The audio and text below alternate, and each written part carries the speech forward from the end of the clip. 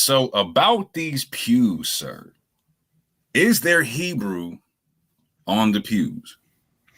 I don't think so. As of now, we have no reason to think there's Hebrew on the pews. If there was discernible Hebrew, we'd be able to discern it. But there doesn't seem to be any discernible Hebrew on the pew, hence why nobody can discern it. And really, the question of writing on the pews is different from all these other questions. There's no need to mash them all together. I understand people are mashing them together, but these are really distinct, separate issues and claims. Even if it was Hebrew, it wouldn't prove the ethnicity of whoever wrote it. We still don't really even have the identity of who it would be, but it doesn't prove that they would be any particular ethnicity or part of any ethnic group. It would just mean if it was there that they knew some basic Hebrew, perhaps, but there's no reason to think it is Hebrew. That's why the latest proposal, by Kelly is ahistorical. It's not. It's barely cogent. So that's if it was discernible, it wouldn't also keep on changing what's supposedly said there. It keeps on changing and switching according to, whoever they're bringing up at the time. But there's no good reason to think that it's Hebrew, frankly. If it was, it'd be like, okay, there's some Hebrew on the pew. We don't need to lie about it either way, But this is where we're at. People were really kind of glued to these arguments, Yes, sir.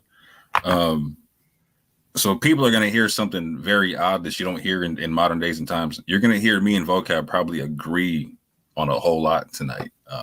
And people agreeing on controversial issues is not something you see too often these days and whatnot. But there's a lot of nuance in this conversation. And I think something people keep hearing me say all the time is we need to slow things down to understand the nuance and whatnot. And so I might disagree with some things that that Vocab says in terms of what's on or not on the pews, etc. However, we're not going to have any knife fights or any kind of beef on this whole thing, because if we're just talking about methodology on language on a pew, we're not talking about identity claims and them kind of things there. What I think is interesting about this is people who make this conversation an identity claim conversation are willing to throw ad hominems out at anybody. It doesn't matter what side you're on. It doesn't matter your phenotype. Doesn't matter your spiritual belief, whatever.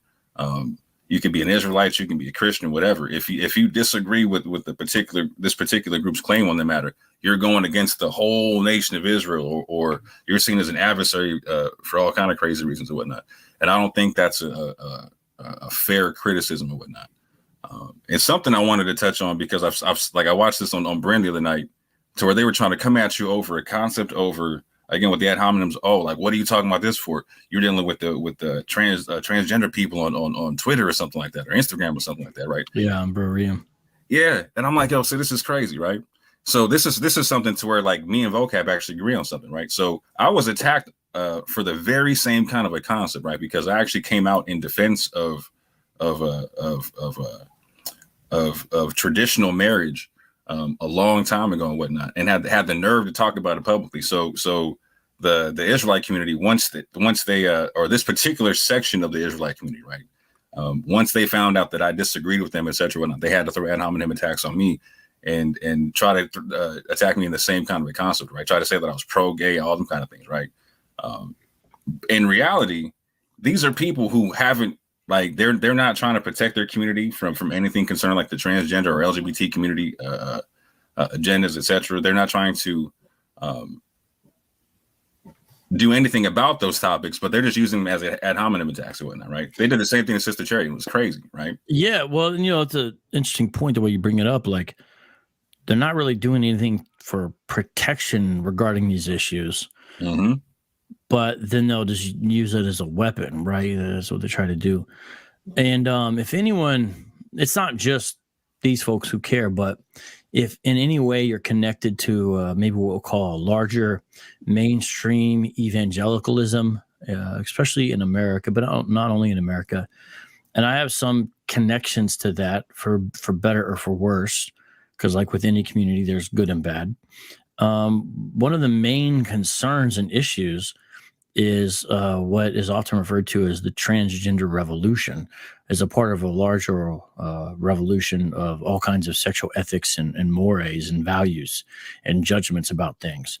And one of the when you go on Twitter, when you go on places, when you open up a magazine, one of the loudest voices frequently in regards to this debate, besides perhaps say conservative Roman Catholics, are evangelical Christians. And the reason is there's a lot of reasons. One has to do with what you might call a conservative understanding of Genesis. And there you have men, women, created male, female. And we understand that to be the case. This is how God set things up. And it ties directly into that. And then, of course, you see that play throughout the whole Bible. I'm a complementarian, and that means that the roles of elders, sometimes what we might say pastor, is reserved for qualified. So not every, but qualified men alone. That puts you in a minority position. But that's where you're recognizing distinctions of a very important kind. And then this relates honestly to homosexuality as well, because homosexuality is the beginning of the lack of proper distinction. So it's like, well, the coupling is supposed to be male and female. And when you have same-sex marriage, it says you can just replace one of those and then just have male, male, or female, female. And those are okay too. But that's a deconstruction of the institution of marriage that God himself ordains and is laid out in Genesis, and then is followed all the way through. Jesus, when he's commenting on Genesis in Mark 10, he says, man shall leave his mother and father and cleave to his wife. There's the one, the male and the female. So, people say, oh, Jesus didn't say anything. Well, he did say something about that. And that's not the only place. It's also implicit in a lot of other things he says. But Mark 10 is very important in these debates. And I go to ETS every year since I think 2015 or so, maybe a little earlier, Evangelical Theological Society meeting. And, these are big discussions. These are big discussions there. Very important discussions. Some of the nature of them has changed since Obergefell passed, because with the passing of Obergefell, it's as soon as that got cleared, it's interesting how lightning fast the issue then became, the T. It immediately went from same-sex marriage is cool to the next, basically transgression, to be frank with you, went to the very next thing, which was the T and the LGBTQIA+.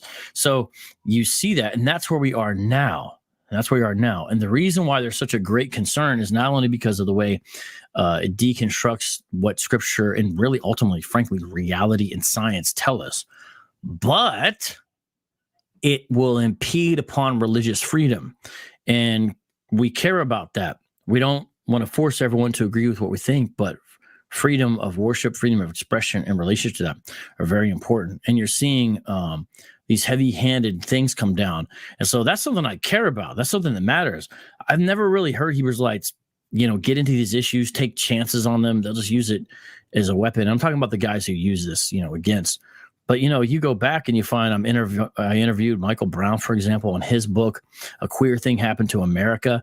And in fact, I brought him out to a church for a conference just to talk about that, because I saw these issues looming on the horizon. This is pre-Obergefell, right? And then with Frank Turek, when I did a radio show back in the day, he had a book all about reasons why you don't want to have same-sex marriage passed. So this is also before Obergefell passed. And that was an interesting conversation. So this is going back a while. This is old school stuff. Now, because I deal mainly with issues relating to Israelism and things like that, not focusing on those issues as much these days, but they're still important. I still try to keep an eye on them. And these guys, they just don't care about any of that. They'll just look for any opportunity for slander. And it's really bizarre and distracts from the main issues. So I didn't know that they had done that to you too. I actually did not know that. I don't even, how did that go down? That's wild. Yeah. I mean, I don't know. Shout out to Dante. You know what I'm saying? Yeah. So basically I have the wrong opinion for the wrong people. And so they're you already know this, that their only tactic is ad hominem, because they won't debate you in a situation where they're discussing ideas. They're not going to debate the information. They're going to just throw rocks and hide their hands kind of situation, right? And so just long story short, like the takedown on me was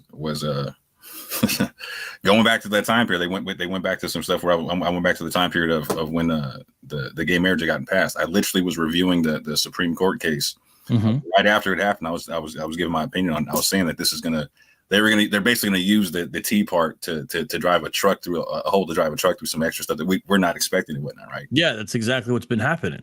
100%. You're exactly right about that, and that's what commentators on our side have been saying. You know, from Al Mohler to Denny Burke, and the list goes on and on. But so you were saying that, then what happens next? Yeah, so I was saying that that if the LGBT community wanted to have like their own separate form of marriage and or like so not redefine marriage, so marriage can stay between a man and a woman because that's matrimony, right? That's a male and a woman a female coming together to have kids and all that kind of things, right? Like, so if they want to create something, I made a word of like homatrimony, right? For like, so homosexual unions and whatnot, right?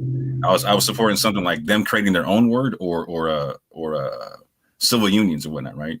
Right. Yeah. I remember when there was a talk about civil unions and, it's sort of to almost try to placate these folks. But, that's impossible because they don't just demand acceptance and tolerance. They demand celebration.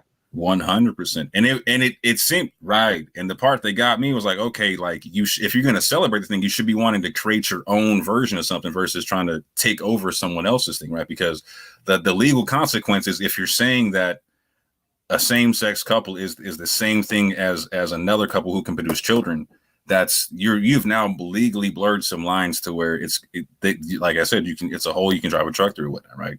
Yeah, this affects adoption agencies. Yep. This affects Christian schools, and really not just Christian schools, although a lot of times that's where you see the left hammering. This would affect parochial schools, Islamic schools, really anything like that. And it usually will start kind of with evangelicals as far as who they go first, but they're not going to stop there, as far as who they, attack and criticize and say, you can't fire this person, that kind of thing. Like you said, any religious-based organization or schools, you know what I'm saying? It's going to be attacked on that period, whatnot. Does like if your religion is anti that stance, like your stance is going to become anti-government. You know what I'm saying? And that's going to be an issue. Yeah, and they'll say, you're using your religion as a mask for hate and all that kind of stuff.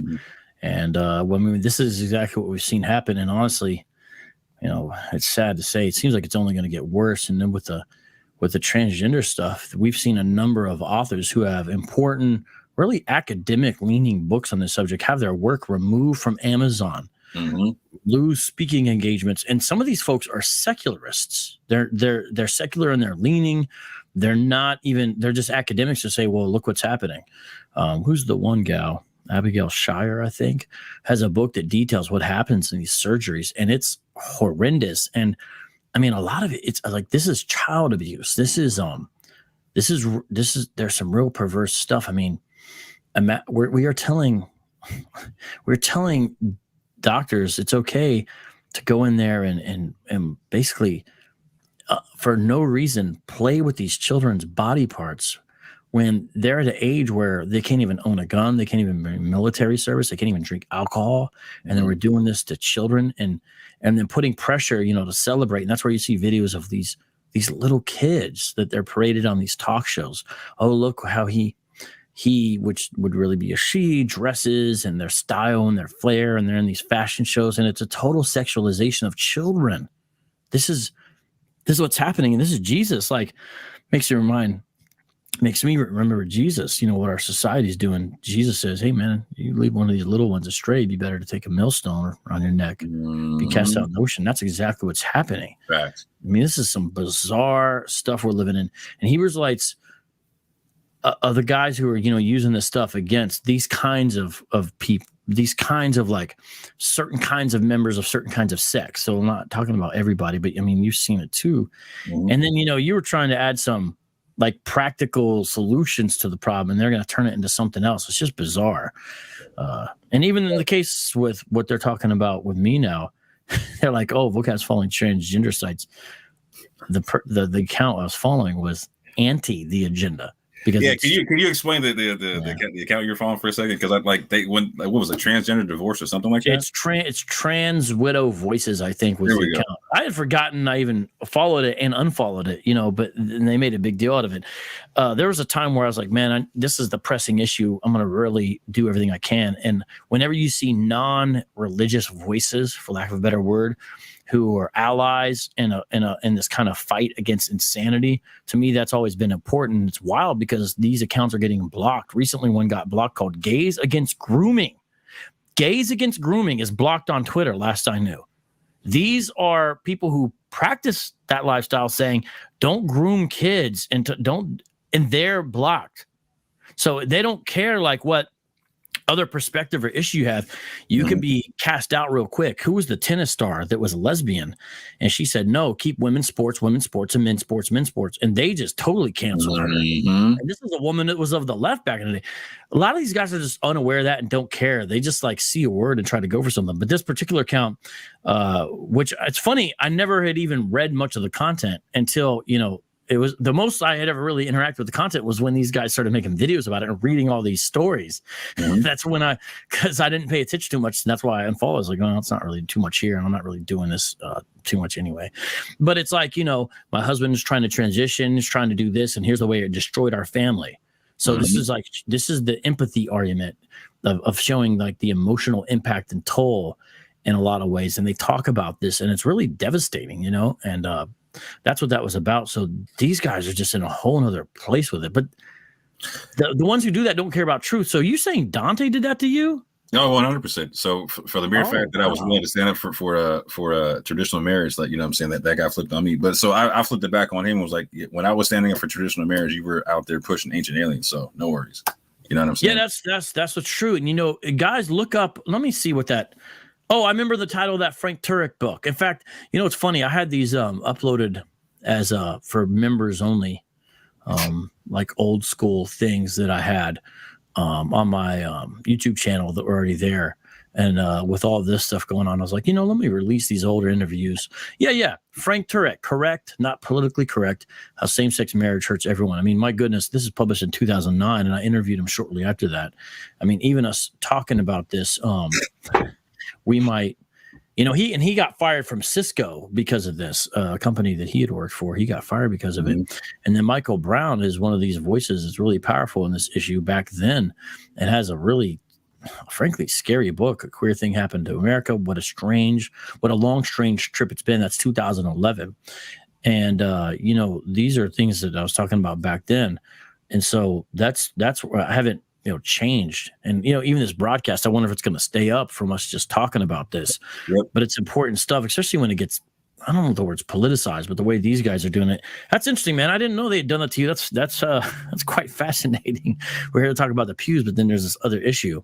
Well, yeah, real quick. I'm okay with it. I'm okay with it. I'm like kind of shocked. I didn't realize Dante did the same thing to you. And that's where, man, Dante's not in a camp. Sometimes the way he acts like a camp guy with these kind of things, So here's the thing: is I'm somebody who believes Hebrew is actually on the Pews, right? But for the mere fact that I have the nerve to believe that Arabic is also on the Pews, it counters a narrative that they're pushing and whatnot. Therefore, I got to get dealt with, excommunicated from Israel, all kind of stuff and whatnot, right? And the whole point of me bringing all this up is like, I'm somebody like, so these are people who weren't willing to stand up and fight for traditional marriage almost a decade ago, right? These are people who are not interested in trying to understand. Like, so when you were I saw that you were I heard that you were unfollow that group or whatever, or that page or whatever.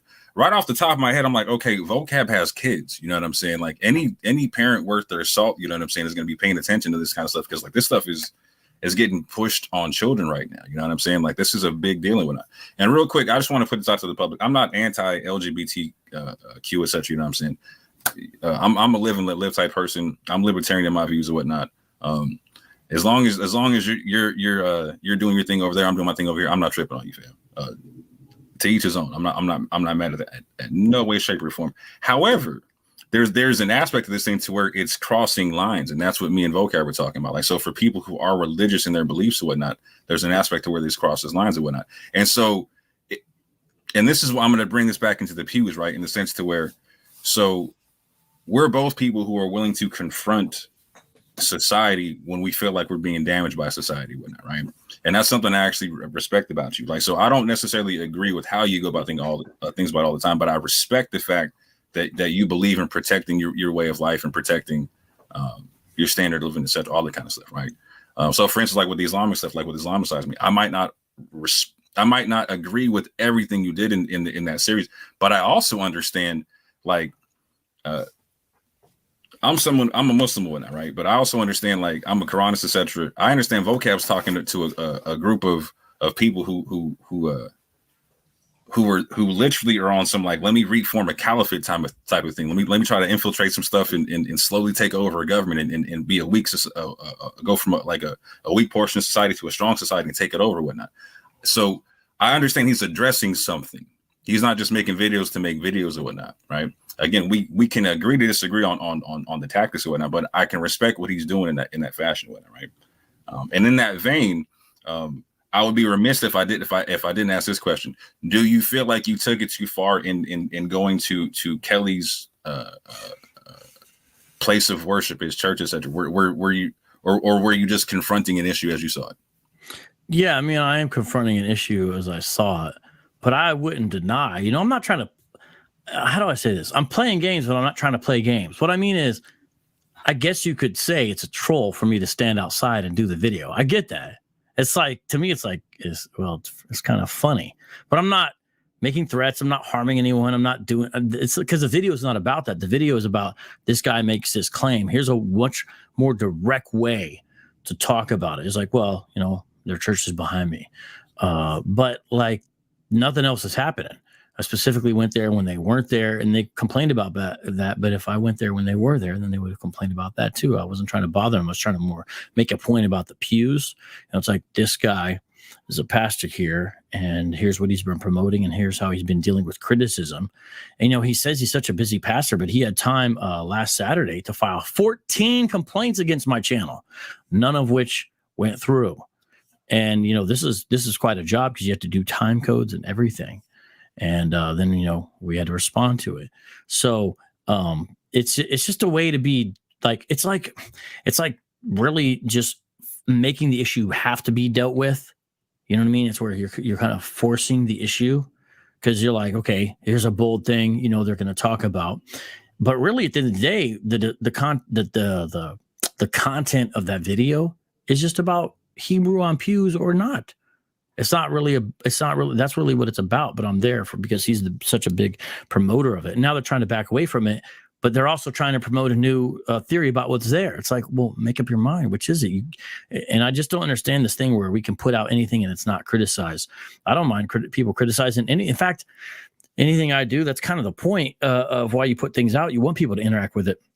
In fact, I was kind of disappointed for a long time. Like neither of my two books that I've published or one that I was part of on the Trinity, there was no really in-depth Hebrew criticism of any things in there. Some people complained about the title and some other things, but there was never like a substantive review interaction. I never really even got to interact with that. And I wanted like some legitimate, okay, because you want to improve and get better. And, that's a kind of a good thing, but that's not there. So as far as duly noted. Yeah. Hey, man, I hope so, man. I hope so. And, no one's perfect. So I'm sure there's things I could correct or fix in any book I've written. I didn't write the Bible. I just wrote an apologetics book, I'm just saying. But yeah, I understand it's a bold, irritating, annoying move or something like that. You know what I mean? But it's not really beyond that. And these things like they're trying to say it's equivalent to a cross burning. It's just bizarre. It's bizarre. Abu's pointed this out. Kelly and a lot of these other guys interpret any disagreement with their theories as violence.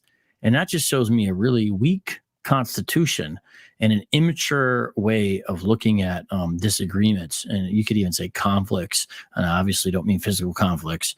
And that's a shame. But I don't know if folks are going to change anytime soon, And honestly, with all these filings against the channel and stuff, it would have been so much better for them to not do that because all that stuff and then where they got the video taken down and I re-uploaded a remix version that was, more like obnoxious, if you want to call it that, it's like I wouldn't have done that, and we wouldn't be having this conversation most likely if they wouldn't have done all that. So they want it. They want it both ways. They want all criticism to be removed off the internet, but it's kind of like the it's like a self-fulfilling prophecy. It's like, well, then people are going to do it more because the way you're acting, and the threats, even if they follow through on the threat, I'm like, okay, well, let it come. It's kind of like, okay, you do what you feel you have to do, but I'll do what I believe is right. And I do believe it's right to push this to find out what the truth is, and they just seem really bothered by that. So are you meaning to tell me that Pastor Kelly's super secret service card, to where like he got the government automatically flagging videos for him, you know what I'm saying? Like that ran out and he's got to do it manually by himself now? And it's not going through when it happens? That's what it appears. I mean, these guys have like literally tried every type of argument. I mean, like, we're going to sue you, we're going to take down your channel. But we won't debate you. See, this is the thing. So this is why I personally had no issue with you going to the church, right? So first and foremost, like, you're a apologist, you're a polemicist, like that goes with your territory, fam. Like, that just is what it is, right? We're living in the age where people are pulling up on everybody trying to make a video, right? I had no issue because you weren't defacing property. You weren't trying to hound nobody. You know what I'm saying? I didn't see you tapping on windows and looking in cars and like no, you were on the sidewalk. You know what I'm saying? Following the law and whatnot, right? Yeah, you were trolling 100%. But at the same time, I don't necessarily deny that. Yeah. No, like 100%. And I actually agreed with David Wood's concept in terms of like, no, this is how you make this make sense. Like, you stand in front of the dude's church and you talk about it. Like, because so this is people need to understand.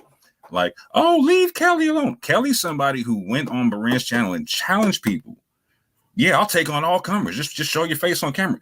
Like, in Vocab had challenged your boy to a debate on the Pews. It's like, no, I don't got to prove myself to you. It's like, well, hold on. You like, how are you going to say that and start challenging people, bro? Like, are you going to debate the thing or not? Well, me and him, like, we were building beforehand for a long time about the Pews and trying to get an understanding on stuff, right? And then once this PBS documentary came out and like one scholar started talking about potential like Arabic writing, everything went dark, everything went crazy, everything went sideways. Like it like no longer did he understand. I thought Hebrew was on the Pews too. Now it's like, you're trying to push it. People are an Arab Muslim kind of. I was like, what? What's this? Like, what's this low level conversation of you? Like, if you speak Arabic, you have to be an Arab. If you speak if you speak English, are we all British? Yeah, it's pretty bizarre. Like, even when I have heard Muslims make the argument about, well, that's clearly Arabic, therefore they were Muslim.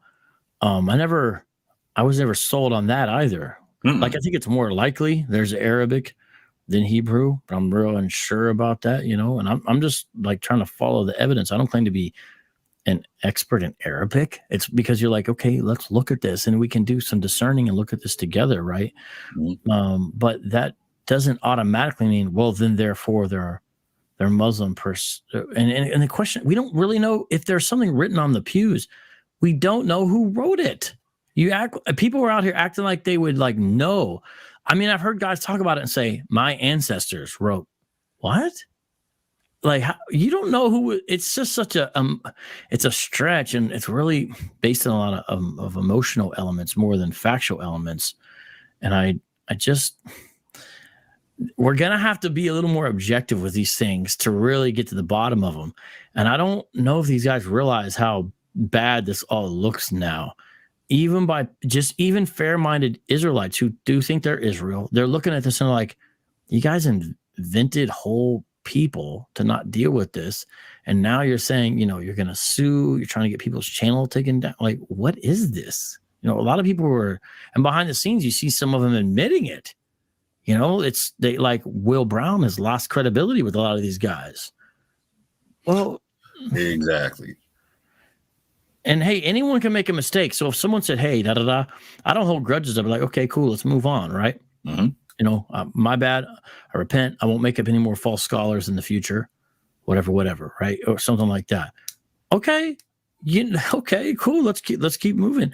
But it's like the opposite. It's like, don't mention my name. Don't say my name. Don't do this. Don't do that. But it's like, okay, are we actually just going to deal with the issues over here? It's all about Vocab's attitude or this or that. I mean, truth be told, I don't know if he wants me to say this, but Abu, I'll just put it this way, and I'll let him sort out how much he wants to say. He did not put me up to it, but when I told him I was doing it, he contributed a fair amount to the script. And he can say more if he wants to. But you know what ended up being the script would not have happened in the way it did without Abu's contribution. Yeah, I was like, he didn't tell me anything, but I could tell what came from Abu because I know what he covers when because we've talked about this. Yeah, that script. Yeah, that script is honestly more Abu than Vocab. The script itself. And you can almost tell parts I added or things I took out that he said, things like that. Abu likes to wade into minutia sometimes. I took a couple of those little things out, this and that. But it's really him. He was the heavy, and he put it together so clean and so quick. I was like, bro, thanks. Because I was doing another video that day, which I'm still working on editing, the Israel Hill video. And he really, man, he came through in the clutch and just like, whoosh.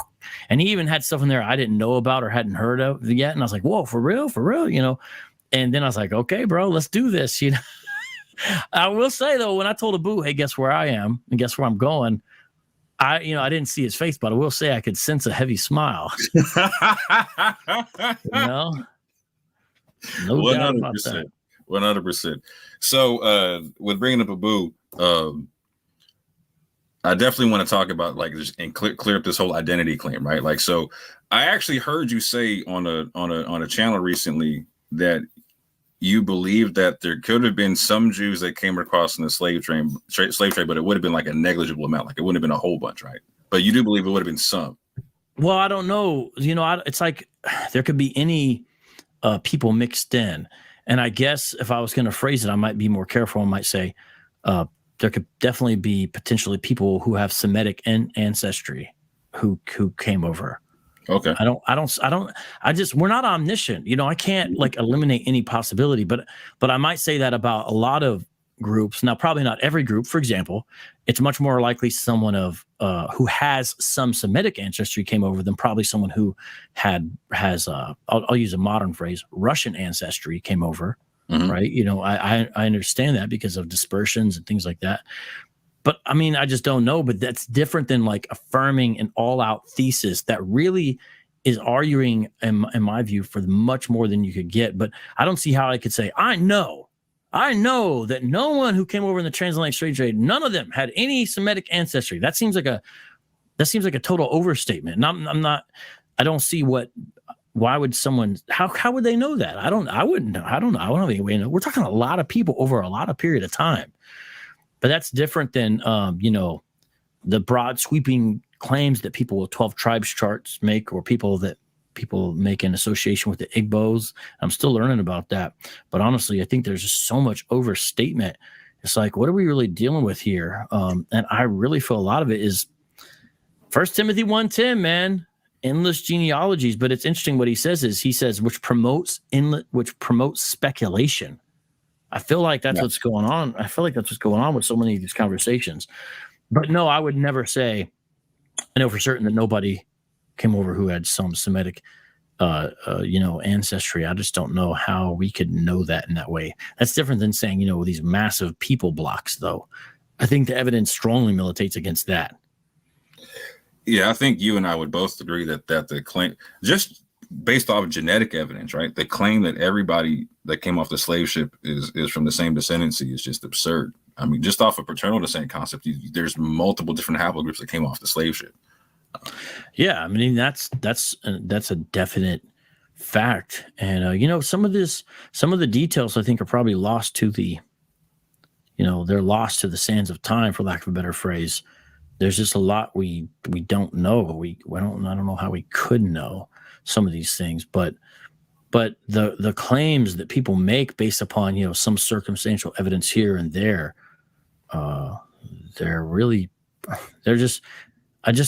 it's like, what is the need to overstate any element of the case or any semblance of a case? And it's just like, let's not overstate what any evidence we have gives us. Sometimes we're tentative, sometimes we're provisional, other times we're more confident or more certain. Like, for example, you said going back to the Pews, you said you do believe there is Hebrew. Like, do you feel, do you believe that's a very certain that there's definitely Hebrew on those Pews? Definitely no. That's why I say believe. Like, I can't confirm it at all. Like, so I'll say I believe there's possible Hebrew, right? But again, I don't think there's, from what I've seen, I don't see Hebrew phrases or words. But I do see potential Hebrew letters, etc. Right? But again, that even if there is, right, I agree with you in Abu that that's not enough in and of itself to make an identity claim, right? And so, for me, what's more important about the language on the pews is that the fact that the church, to me, is a national treasure for anybody who descends from the slave trade, because there's potential markings that come from East Africa, West Africa, Central Africa, etc. It potentially has fingerprints all over from where all the slaves came from in one spot. And to me, that's just monumental and whatnot. And that needs to be looked at and examined and whatnot. And on top of that, let's say, so for instance, there's one pew where I believe there's potential Ge'ez, Hebrew, and Arabic all on the same pew, right? In the same line or string of characters, or just on the same pew? Do you believe that there's a mixture of different letter shapes of Ge'ez and Hebrew on the same line of characters? So like a ha, a sa, and Ge'ez. Well, let me just do it like this. Since we're talking, let me just share my screen. I'm going all out of order what I was planning on doing. Oh, my bad. Well, hey, man, we can go back wherever. No, bro, I'm freestyling. I'm not tripping. I got you, man. Yeah, if you need wherever you want to go with it is fine with me. No. You're good money. So you're familiar with the pew that Abu gave the potential rendering for La ilaha illallah? Yeah, and I think some of the scholars. Oh no. Huh? Oh no, hold on real quick. I do believe we have finally there. Oh no. My apologies to Abu's wife. I inspired the former crack addict to light the pipe. My fault. How you doing, Abu? Peace and blessing, brother man. Very good, very good. I'm really enjoying this conversation. I couldn't resist the urge to try to jump on. So, but please continue. Or if I could say one thing really quickly about we're talking about the church being a national treasure. One of the things that I find dismaying is that there are a number of people who have sort of revealed that if the pews can't be used in the service of an identity claim, then they don't care, right? Then that's it. Let's drop the subject, which is shocking to me, because I think that even if it was just English, right? Like, hypothetically speaking, let's say it's just English and they're lyrics to a song and there's nothing that can be used to settle an Israelite debate either way. Wouldn't you want to know that, right? Wouldn't that be important? Like, for me, to give a mild example, I recently found in a government document something that my father's father had said. It's like a 2-sentence excerpt recorded in a government document. And for me, it was huge, because it's from the grandfather I never met. It's a big deal. Like, I can't imagine how people would treat this as irrelevant just because it can't settle like an internet debate. Like, for me, I feel like people should continue to be interested in it, irrespective of what value it has to some identity debate. You know what I mean? Like, if it's Arabic, that should be huge. If it's, even if it was Spanish or something like that, it should be huge and the discussion should continue.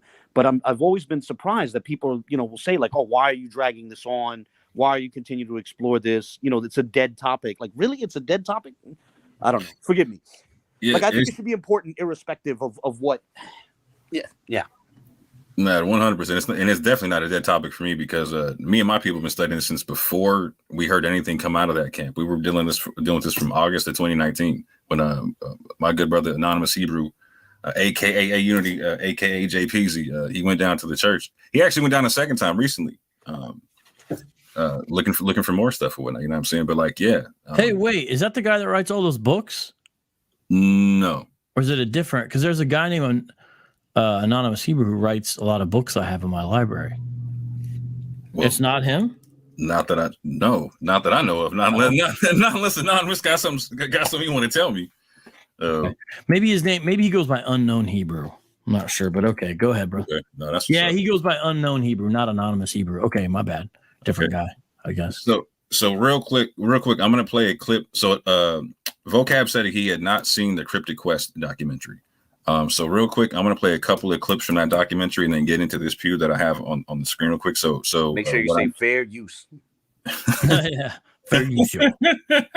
Yeah, 100% fair use. But yeah, let me see which ones I want to play. I'm gonna play the ones right here. Here we go.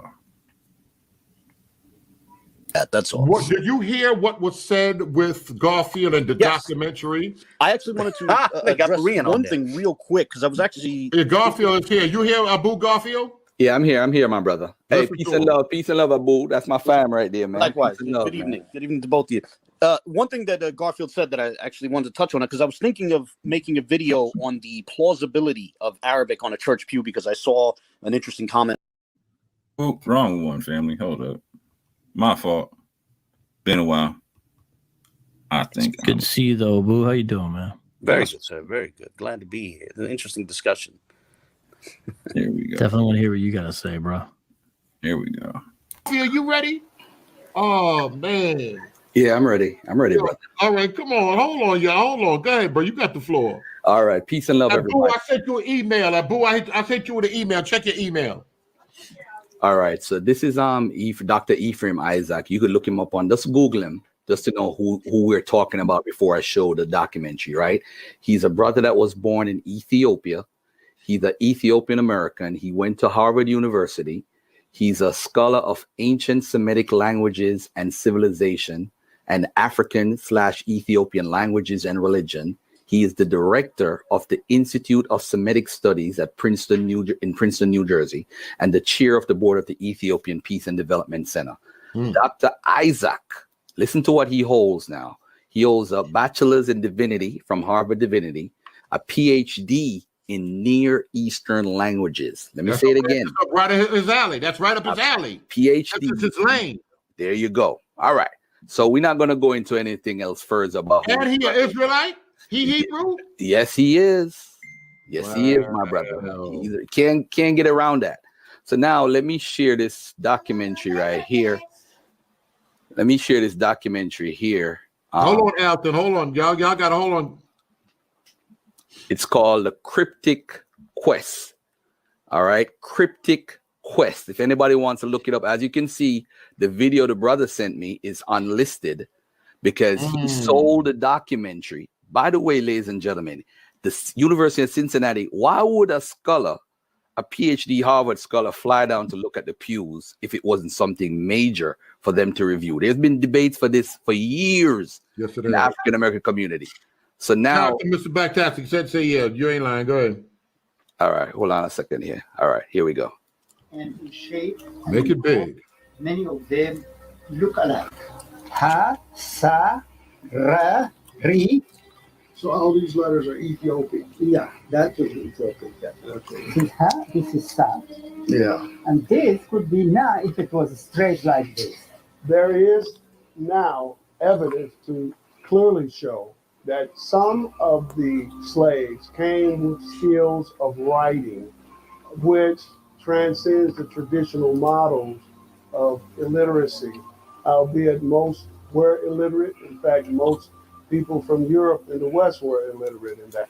All right. So that's the first 45 seconds. Let me click now to another section. All right. So people could see exactly what's going on. All right. So we are at 30. What is this? All right. Here we go. All right. Here we go. In 1733, my fifth great-grandfather, turn it up a little bit, Jewish immigrant from Frankfurt on Oder, came across to America on a ship with about 40 other Jewish immigrants to Savannah. At the time, Savannah was a bit of a wilderness. The Jewish immigrants who arrived there were actually trying to reach Charleston. in terms of just Savannah in general, those Jewish immigrants settled there, arrived there in 1733. So that's 120 years of Jewish presence with African presence in a place by the Civil War, which had something like 15,000 people as its population.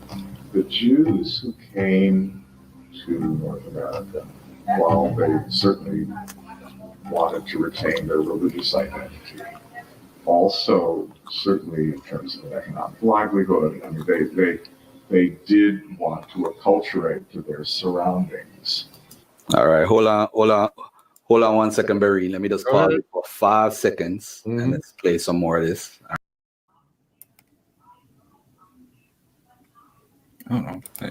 You're talking about a close-knit community where all strata of life interacted and overlaid and intertwined.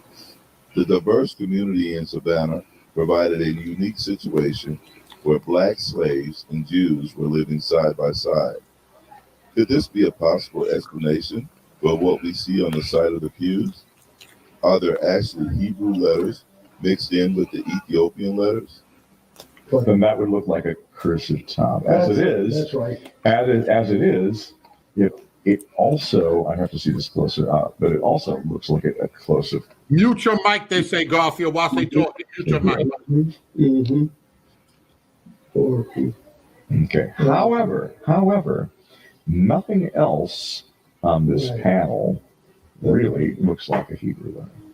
When you have something that looks like a Hebrew letter, it's in a context of things that don't look like Hebrew letters.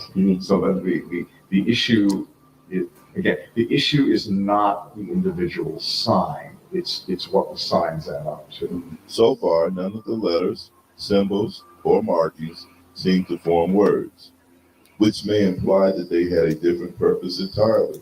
All right, give me another 5 seconds.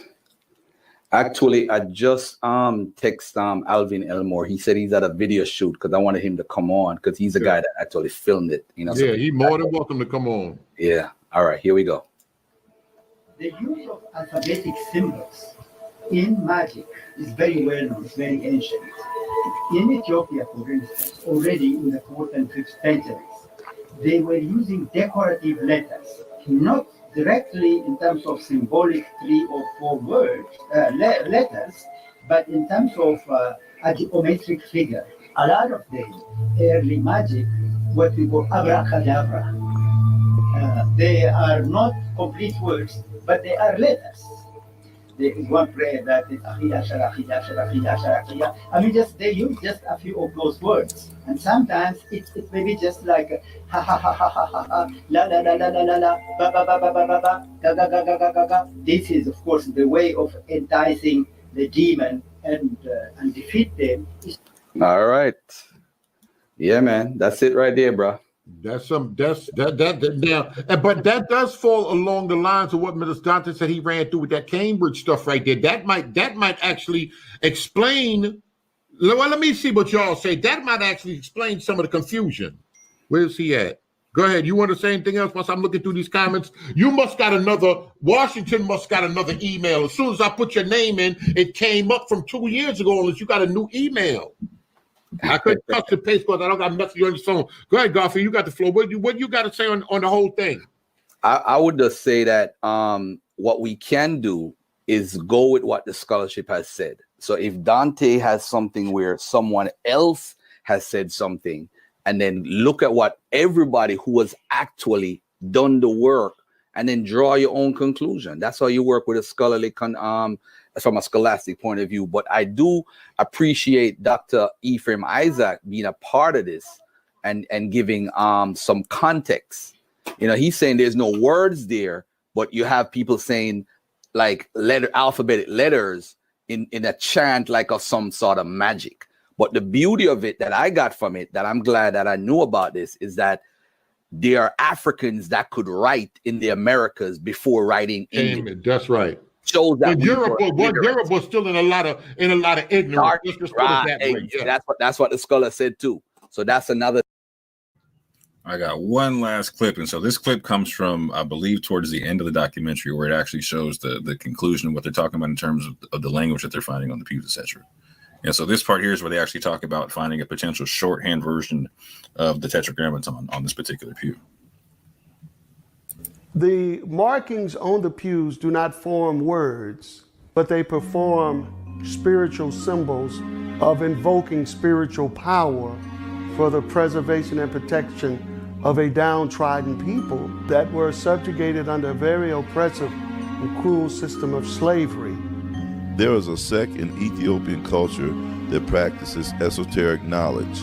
They are called the Depteras. Some perform exorcisms, while others engage in charms and astrological practices. Depteras are usually chosen from families of other Depteras and are trained from childhood in traditional medicines along with mystical healing. What we have observed with the Ha-Sa, following very often those two Ethiopic letters, are the two small lines. Those two small lines are symbolic of the abbreviation for the name of the Most High, Yod-Heh-Wah-Heh. Of course, yeah. The Tetragrammaton sometimes is shortened as Ya and or Yo. Of course, the letter Yod also in many Jewish interpretations often represented the Ten Commandments also. So Yod has a symbolism of the weight of the law. Seeing that we have the Ha-Sa symbols on the pews in Savannah, Georgia, followed by this abbreviated symbol for the Tetragrammaton of the name of the Israelite deity Yod-Heh-Wah-Heh, is in itself remarkable in the sense that this has to be the writing of an ancient heritage that managed to somehow survive chattel slavery and persist with a record of a connection of a scattered people from beyond the rivers of Ethiopia.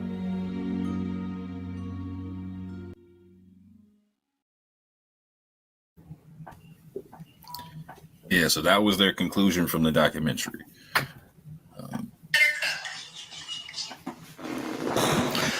Well, I'd love to hear what Abu, if he's still, is he still here or is he had to go? No, I'm still here. I'm still here. Yeah. So what'd you think, Abu? I'm just now seeing this. Well, I mean, I think it's interesting.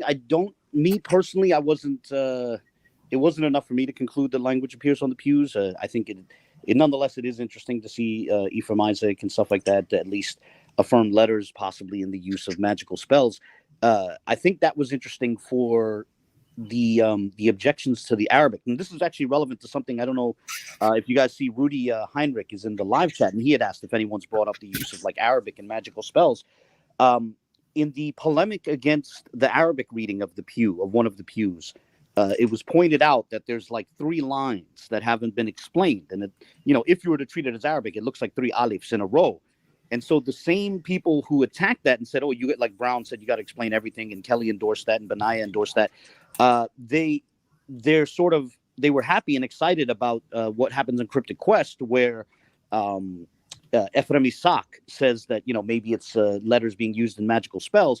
The interesting thing is that sort of thing of a series of 3 lines, you can see that in specifically West African magical uses of Arabic letters, like Grigri and stuff like that. And I've shown that before, where you'll have like 3 alifs in a row and 4 alifs. So there was a sort of inconsistency there. I'm not convinced, but if we go down that road, it's interesting how it buttresses the case for Arabic. I don't know. Forgive me if that's a little meandering there. I could elaborate if needed. Right, 100%. So one of the things I appreciate about the documentary, and you might want to get it, Garfield, and see if you can get a copy of the documentary, Vocab, because it's actually really interesting. So there's a lot of cultural context given in terms about the Ethiopian connections to the church and whatnot, in the sense to where Ephraim Isaac talks about Ethiopians being taken in the slave trade. He also talks about Jews being in West Africa and whatnot, but he talks about Ethiopians being taken in the slave trade. And that points, like, a lot of people don't know that there's like 543,000 people that were taken from East Africa and ended up into the slave trade here. So they were pointing towards that. They were pointing towards the original name. You know what? I got my presentation right here. Let me just go to it right quick. Give me a second.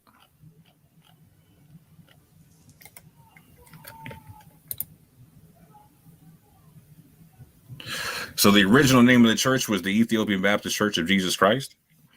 And it was when Anonymous went down in 2019, he took some pictures of the windows and let me know that the tour guides were talking about the fact that they had Ethiopic crosses on the windows and whatnot at the bottom of you can see it on the bottom right there, the equilateral crosses and whatnot, and that eventually they switched over to more modern crosses, etc. And that also when you go on tour there. And I will say this, shout out to Pastor Kelly and them and whatnot for actually bringing this out to the people. And the documentary they were part of, Reclaiming the Throne, they showed this. When you go on tour, they actually have what some people believe to be like a replica, of the Ark of the Covenant, etc., made out of acacia wood. They literally made out of acacia wood.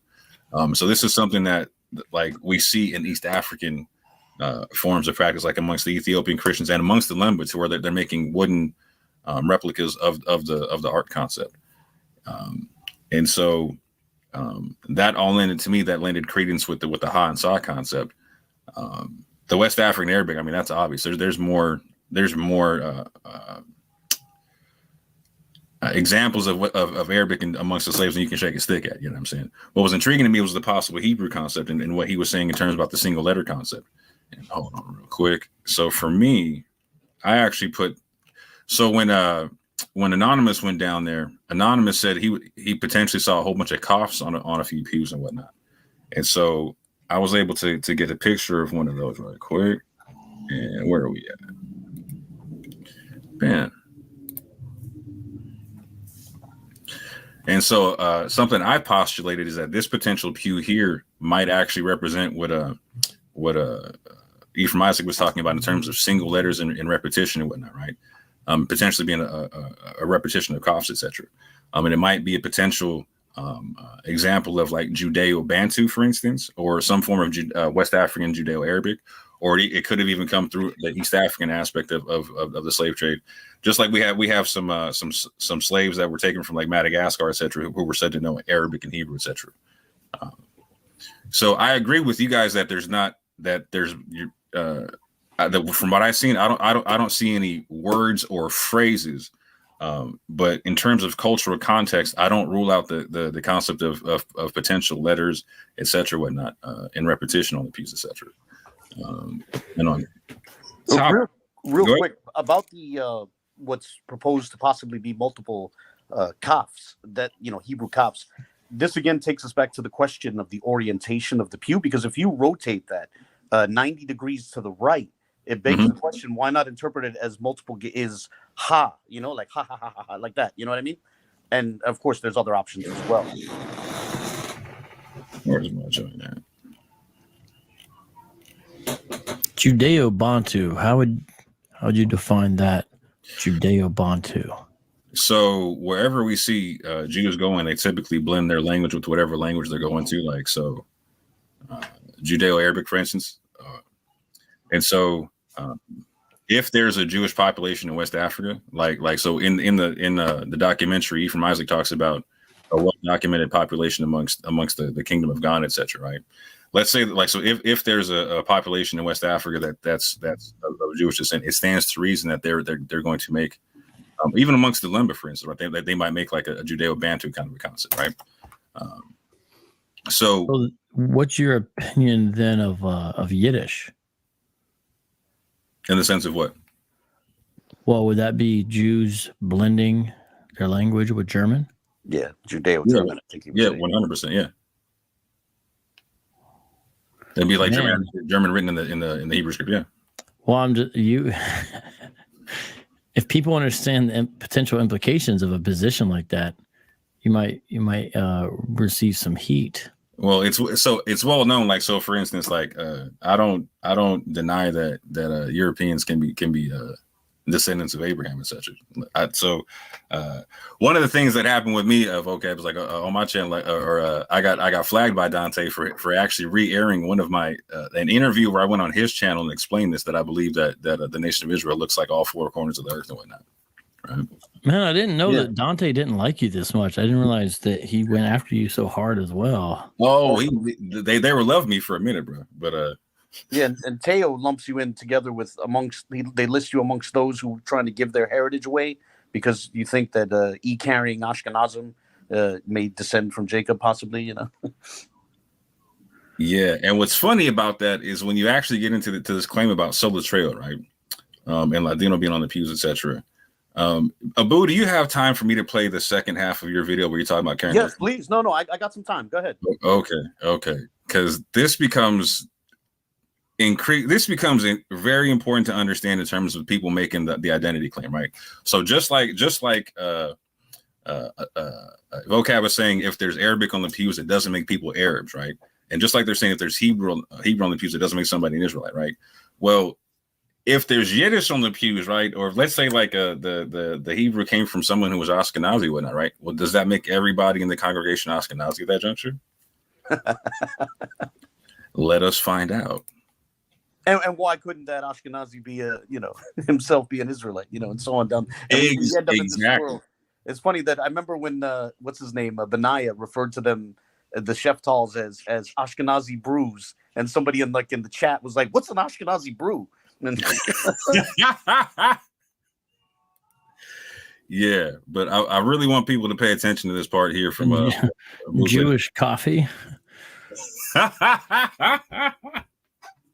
That's hilarious. That's hilarious. But I'm gonna mute my mic and I'll play this clip right quick. Documentary titled Cryptic Quest, which is actually about the markings on the pews at First African Baptist Church in Savannah. You see, in that documentary, there's an interview with the local Savannah historian, Karen Wortham, who actually has ties to First African Baptist Church. And Miss Wortham mentions that there was a descendant of a prominent Ashkenazi family attending the church. So let me first play a clip of her discussing that person, right? So this first clip will run just under a minute, and permit me to say fair use. Here we go now. I find out that there is a member of First African Baptist Church. His name is Jackson Benjamin Shefthal. Now, the Sheftals are some of the richest Jewish people. They're from the Jewish family. Jackson Benjamin is the son of Benjamin Shefthal. Also, he's the grandson of Mordecai Shefthal. Mordecai Shefthal is the person responsible for really the building and putting the strength together of the Jewish temple, which is Mikvah Israel in Savannah, Georgia. His mother, Mariah, is a free Black woman at this time. She never marries Benjamin Shefthal, but Jackson Benjamin is raised basically as a little Jewish boy because he takes on this name. But when he becomes a grown man, now he is found to be on the roll of First African Baptist Church.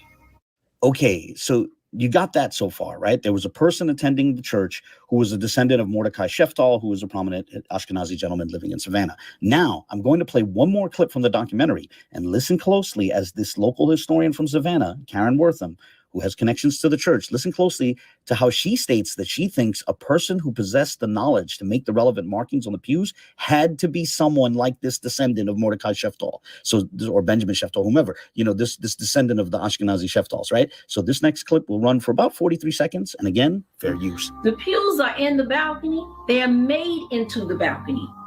Many people did not even go in the balcony. And when you read into the history of the balcony and slavery, whites did not go into no balcony. So if there was any slaves that had the knowledge of reading, they were illiterate, that was one of the biggest kept secrets that you would have found on a plantation or among the slaves. They kept that as a secret. So someone who actually had the knowledge and was given the ability to learn this language, write this language, had to be someone like Jackson Benjamin Shefthal. Now, I'm not the one who said that, right? That was a local historian in Savannah, Karen Wortham, who said that. Now, I personally do not think that we need to invoke some descendant of a prominent Ashkenazi Jew to explain the markings, as I honestly remain skeptical that there's any coherent language in those markings. You know, right? Honestly, I don't think there's Hebrew or Yiddish or Aramaic in those markings, right? But putting my skepticism aside, nonetheless, it is interesting that if we were to seriously entertain the idea of Yiddish on the pews, you have a local historian proposing that a likely explanation for the markings would be a member of the church who descends from Ashkenazim. Think how those points fit together.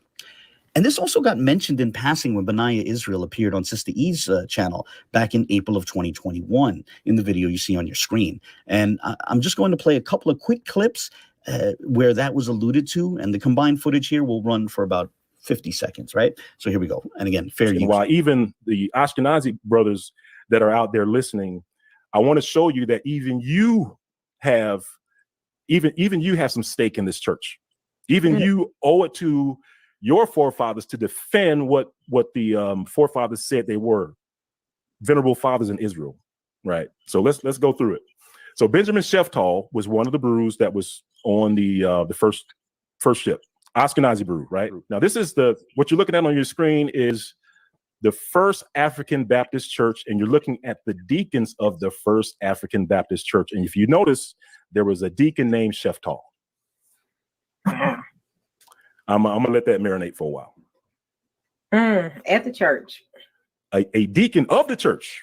Not at the church, of the church. The church named Sheftall.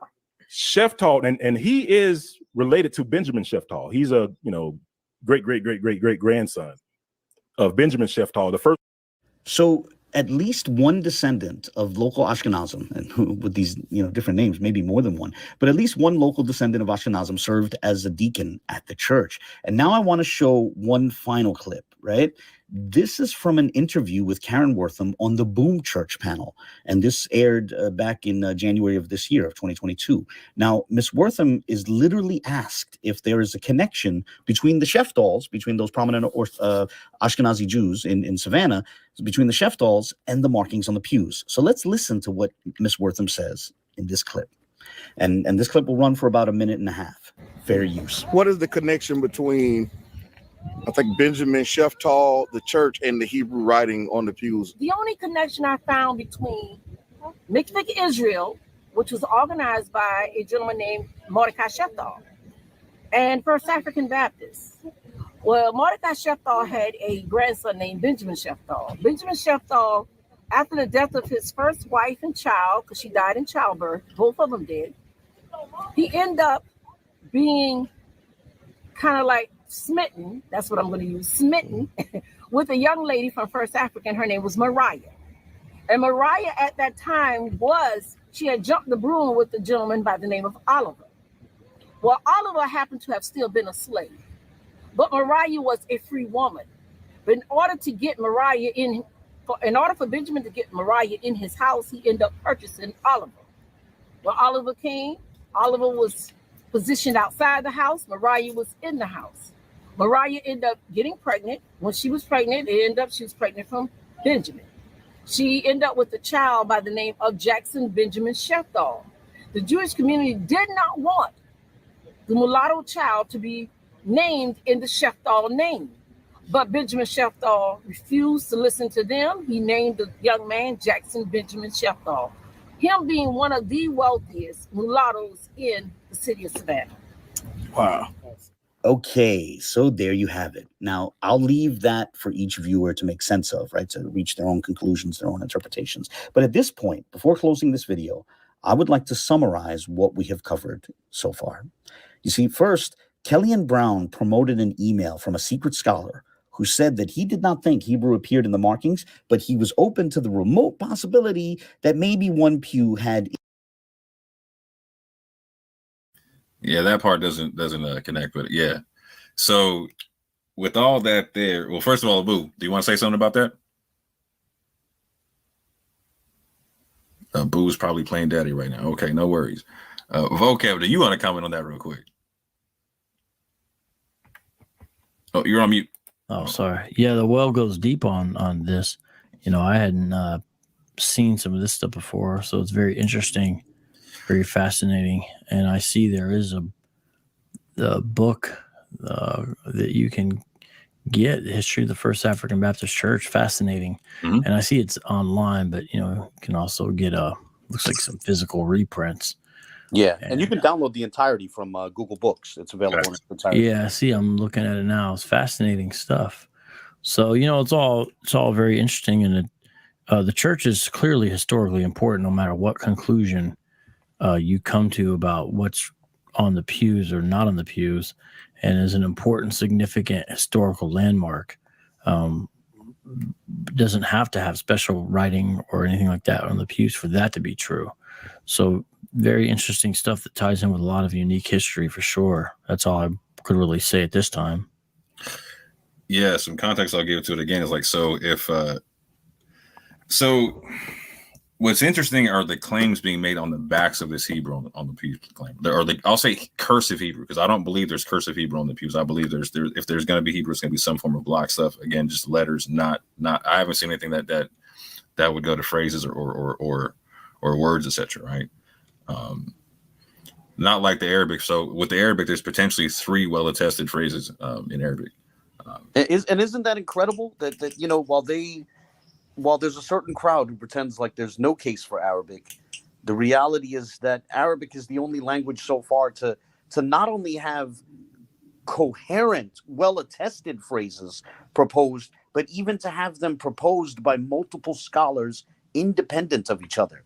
Mm-hmm. And so it's like I'm fine with people being skeptical about the Arabic, but for people to pretend like there's no case for Arabic and then turn around and pretend like the case for Ge'ez or Hebrew or Aramaic is stronger is shocking for me. And forgive that interruption, but oh no, and what made it infuriating for me is at that juncture, when you're eliminating Arabic at all for no other reason than a knee-jerk reaction, the last thing that Kelly ever said to me on the phone ever was, "You're not going to tell me that Christians wrote a verse from the Quran on those pews." Even though you understand it, but that verse is it's not controversial in terms of your belief system. Like Boubacar Diakite said in the PBS documentary that the people who wrote the Arabic might even been Christian themselves. And what's important about that is that religion as a continuity. Yeah, and so what's important about that is so Boubacar Diakite is from Mali, right? And so in the Kingdom of Mali, they have a history of there being Christians in West Africa prior to colonialism and whatnot that were converted to Islam in the 11th century and whatnot, but they talk about them still being a Christian kingdom and whatnot. So you have someone from Mali who has a cultural understanding of Christians in West Africa prior to colonialism, right? Talking about, these people might have been Christian. That's really important to understand and whatnot. So just to what's amazing about this is these people keep throwing African scholars under the bus, left, right, and center, right? So Boubacar Diakite from Mali, gone. You can't trust him. A Harvard scholar, can't trust him, right? Ephraim Isaac, right? The pews he's saying are potentially Ge'ez. They're saying, nah, wrong. Flip that upside down. That's take grasp of Yahweh with the bass voice, Israel. You know what I'm saying? And that's written backwards. Don't worry about that. They're taking people like Sylvia the Oof or whatnot, who's documenting the fact that in Savannah, Georgia, the first time the Gullah Geechee language is written down, it's written down in Arabic and it's used to write the Gospel of John. Right. So they're throwing history out the window to force fit a claim for the mere sake of identity. Right. And that can't be tolerated because, again, like I said, that church it's a national treasure for anybody descending in the slave trade. And I'll even say this: let's say you're a Christian or whatnot, right? That church, if you're an African descent Christian in America, that church should be important to you, right? Because you potentially have African Christians coming from East Africa, potentially African Christians coming from West Africa, potentially with the Bakongo script, right? You potentially have African Christians coming from Central Africa and Angola and whatnot, right? You potentially have again, you potentially even have, let's say there is Hebrew on the pews. You potentially have some Messianic Jews in the joint. You feel what I'm saying? There's a lot to sift through with this, but you can't really get to the bottom of it all if you're trying to force everything through this narrative. Oh, if it can only be cursive Hebrew, and if it's not cursive Hebrew and sola trade with that, then you're attacking the whole nation of Israel and whatnot, right? Yeah, I agree, but I got to dip out pretty soon here. All right, I can pinch it. Well, I mean, you're the heavy hitter, though. You know, you're the cleanup batter, man. We know. Nah, but Orthodox, thanks for having the conversation and being open to good dialogue. And I hope there can be more of that from more segments and quadrants. And I get it if people don't want to talk to me. I actually understand that. But maybe they'll at least talk to Abu, hopefully, you know. Facts. Appreciate right, your time. No doubt. God bless. Talk to you later. Peace.